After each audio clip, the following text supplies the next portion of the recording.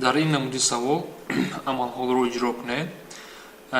چه خیلی که می‌دونید در تست وقت مهم است، تست باید کار کنید. در اینجا یعنی چه خیلی که می‌بینید ضرب، جمع، طرح، تقسیم داده شده است.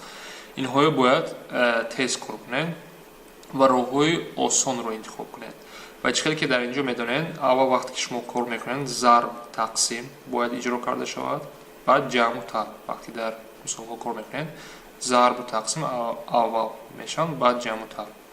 باز اکنون ببینید البته که ضرب این رقم ها مشکل است، ما باید روی آسان ببینیم، یعنی با قوس ها جدا کردن. نیا کنید دو ifade داده شده است، 1/5 ضرب 13 جمع 1/5 ضرب 7. اگر ما این رو دیگر نمود نویسیم با قوس جدا کنیم، دو رقم یخیله دارد و این رو از قوس بیرون گیریم، 1/5 در قوس 13 جمع 7 می شود. تقسیم یعنی مخرجی 3 مینوسی در اینجا ما کسر ساده کرده میتونیم. باید بنویسم بعد ساده میکنیم 51 17.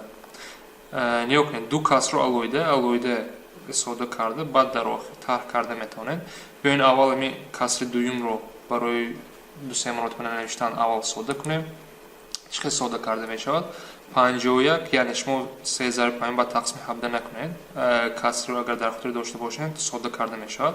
17 و 51 اینا اگر ساده شود این 3 میموند و در اینجا 3 ضرب 3 یعنی 3 اول این 3 قطع این 3 9 می شود. یعنی ifade دویم این کسر با 9 برابر است و 9 برابر کرده می تونید. اکنون یکمش رو دیگر نویسیم چی می شود؟ ساده کنیم ifade رو 1/5 ضرب 20 شد تقسیم 3 مینوسی 9.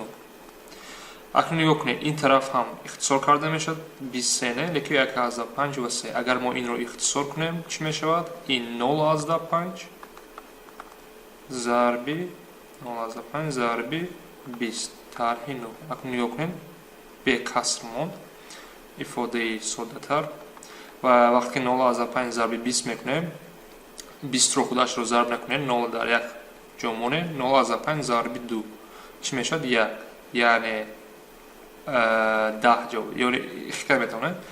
بعد اینو 5 دارد 5 ضرب 20 میکنیم این چه میشود؟ 100. لیکن ما یک تا ویرگول بعد ویرگول یک تا رقم داشتیم یک ویرگول کن میکنیم 10 میشود. یعنی در آخر چی میموند؟ 10 مینوسی 9 برابر 1. یعنی جواب ما ب است. یعنی برای این سوال که آسان تر یعنی رقم های ضرب نکنید روی آسان تر هم وقت هست. البته که وقت که مهم است شما باید روی آسان تر یابید برای کار کردن. یعنی در اینجا قوس باید بر دیگر معنی در اینجا نویسن. اگر شما دو ifade یخیله داشته باشه پای رو از قوس بیرون گرفته میتوانید که ما در اینجا کردیم.